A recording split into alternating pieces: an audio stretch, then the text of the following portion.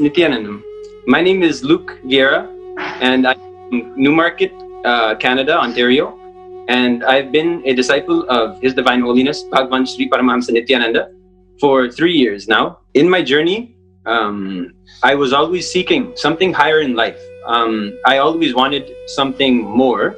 And I knew that I had a higher purpose for this life. I always felt divine love for everyone. I was actually working for one of the McDonald's restaurants, not promoting McDonald's, but everyone always would say that they enjoyed my company. I would always give free treats to everyone, and through the kindness of my heart, and I felt like I had a divine mission. I wanted to start a studio, and music was always a thing that I loved. So I said, let me come back and let me start music so I can spread Swamiji to the world, which was my intention, through music. Let me cause my reality. Let it be simple. Let me stay innocent. Let me enrich the world. Let me try and live as much as I can integrated to the lifestyle. My parents were enjoying. They helped buy all the studio equipment for me. Eventually, the studio became a hit. And I had sannyasis, certain sannyasis like Srinitya Ashutoshananda Maharaj and Srinitya Kritananda, who are my good friends, come visit and record a Dev Adi Dev, which was a song that we did a remix of the Despacito song. It attained over now is 1 million views in total. Then one day, Sarah Landry, she had come to Toronto, and she had said she's come here for no reason. And she said she wanted to check out my music and come over and see what was going on with the studio and the music. So I said, okay, everyone's coming. Okay, just make sure you guys don't eat make sure you guys stay integrated and you don't eat the onion and garlic and whatnot. And my parents were very hospitable to them. And I wanted to just make sure they were at the utmost respect. Utmost respect for the sannyasis of Swamiji, my guru. And one night, when the two brahmacharis, males, my good friends, fell asleep, I would stay up all night and just record. And I ended up alone. I was just sitting and I was just praying, okay, let this be a connection with, like a mother figure. This is my mother, kind of. I'm a Gurukul kid coming out of India. This is my mom. So I said, okay. And in the studio, she had given me this big stare with huge eyes and said, do you know that one of Swamiji's devotees, one of Swamiji's brahmacharis had come out of Bidadi and slept with multiple women and come back, and Swamiji said, it's okay. Obviously, I have proved that this is a lie, and obviously this is not true. So right after she said that, the moment she said that, she stopped moving her body completely, and she gave me such a scary look, like I was fully controlled over. And she had stared at me right after that for about a minute. I started having mixed feelings in my gut, and I did not know what to do, and I started to feel like immediately I was under her hypnosis. After, when they had left, I could not forget that, and I almost felt like I was supposed to bow down to her and supposed to reach out to her and just do what she says. So I did. And one day at the temple, I was watching a video just of an artist, a rap artist, and she had then done the same thing with the look and some sort of energy. She put her breasts on my thigh and laid them. And I was just looking at Swamiji's photo, just saying, I don't know what to do. Please, I don't want to have any sort of sexual relations with your sannyasis. I had said that, Swamiji, please, just allow me to be in your space. I don't want to feel any lust to any of your disciples or brahmacharis. So immediately, when she had done this, I just felt like my Guru Bhakti was just all over the place. I did not know what to do. My strength was gone. I turned into like her little robot, sexual slave, I can say. And after this, she had called me multiple times at multiple nights and planned for, she actually said Swamiji sent her. She said Swamiji sent her to be with me, and that's why she went to Toronto. Because Swamiji said, we should be in a relationship, which is obviously not true. And so I believe this. As a young boy, I believed this. And she finally, she would pay all of the bills, all of the everything, all of the supplies, just to have me there. And she was still doing pujas to Swamiji, and she still had his pictures. I still saw it 2 first weeks. So I thought, okay, let me live the lifestyle with her, and let me, hopefully all the best, because Swamiji has blessed this. That is what she told me. So I said, okay, let me just live the lifestyle with her. 2 weeks after we had moved in, she then came into the room, looked at me with her big eyes, and did her hypnotism or whatever. She started doing Guru Droha. And my bhakti is like my most important thing. That's my life. My life is my bhakti to Swamiji. Nothing feels better to me than that. It's the highest ecstatic bliss I can ever have in my life. She made a video saying, Nityananda forced me to blast Teal Swan on YouTube. Well, that is false. When I was in Toronto, in the apartment, she had said she took the time by herself to contact Teal Swan's ex-husband. And her ex-husband said that she had done certain sort of rape on her clients and whatnot. And she said herself she wanted to destroy Teal Swan in Toronto to me, to my face. And then making a video saying that Swamiji ordered her to do it. After those 2 weeks with the extreme Guru Droha that I took, I was just like, okay, my life is over. My life is gone. Let me just sit in this room and pray to God, Paramashiva, to just take my life every night I would do. Then she said, rip off your Kanta Mala, and forced me to cut off the jatas. So I had cut off my jatas, and I ripped off my Kanta Mala right in front of her, all of my Hindu wear, my holy thread, all of the stuff that mattered most to me in my life. I actually was very against alcohol, and I started getting into alcohol, and she would buy it for me. Because the pain was so bad. I was so hypnotized, I couldn't even call my family. She said, don't call your parents. If you call your parents, I'll punish you and I'll curse you. And my parents were shocked because they didn't know what was going on. And I literally couldn't even call them. I can even just remember the moment. So I was totally dead in the room every day. Right outside the door, she was making the videos abusing Swamiji. Falsely abusing Swamiji. I'm here saying I have nothing to prove.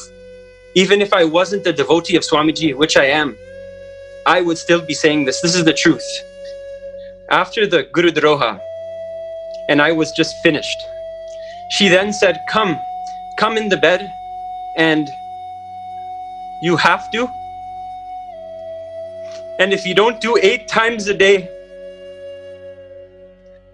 and I came running to my 8 times a day, I'll curse you, and I'll destroy you, and I'll do stuff and perform all these things.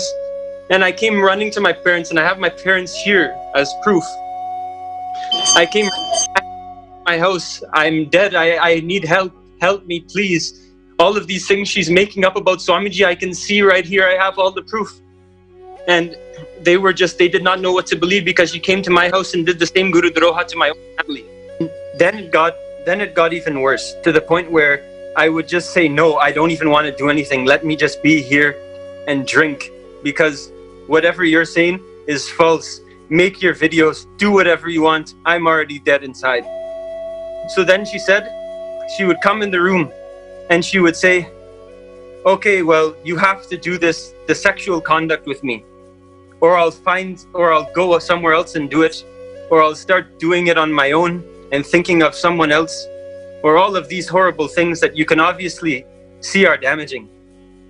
The amount of families that she's destroyed and people who she's lied to, I can tell you with my whole life on the line, to call a bite of his feet. None of the things she said about our Guru is true. None of the things she said about Swamiji were true. All of it was a complete lie. The worst part was one night where my mother, I found out, was in the hospital.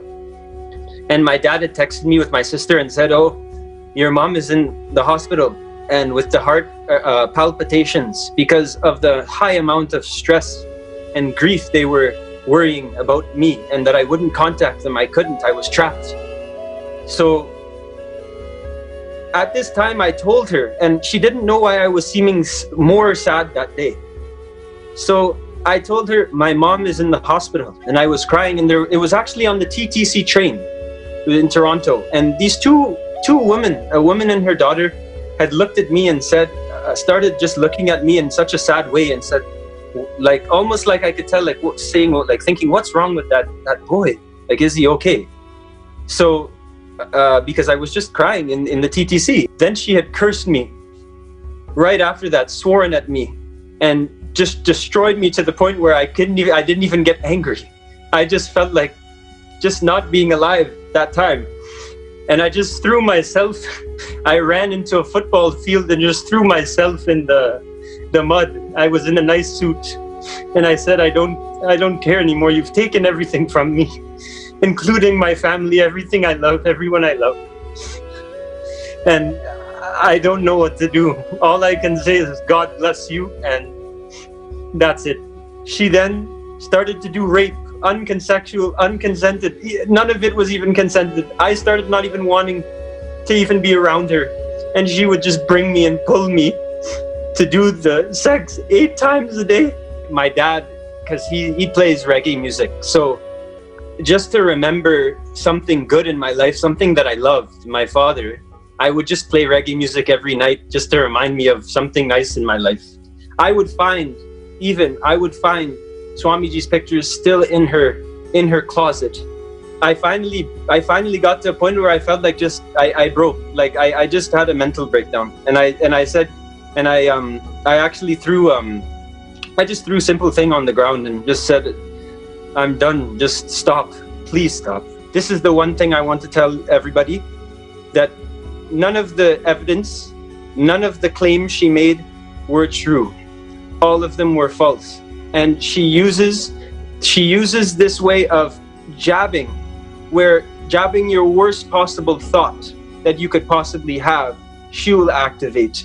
So in turn, the Guru Bhakti will be destroyed and you will be brainwashed. I know there's a lot of people who will say, like, oh, people have been implanted by Sangha and Swamiji to record this video. All of my parents are here on the camera. My mom is right there, my sister. I'm in my home. I have nothing to prove, say, or do. This is just the complete truth. It was actually my parents who pulled me out. It wasn't me, because even for me, I didn't even have courage to leave. I didn't have courage to do anything.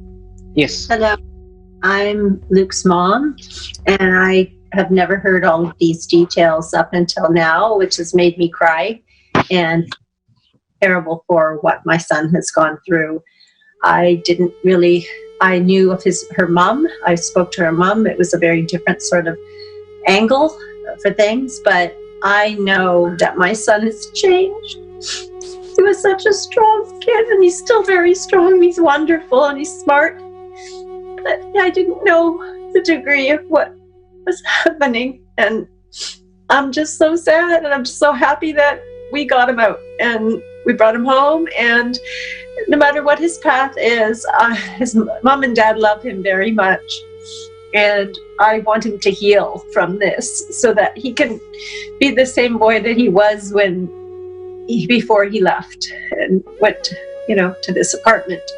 And we supported him to do the choice that he did. He was going to do music engineering in the apartment, but it just, every time I visited, it was decaying. The apartment was a disgusting mess.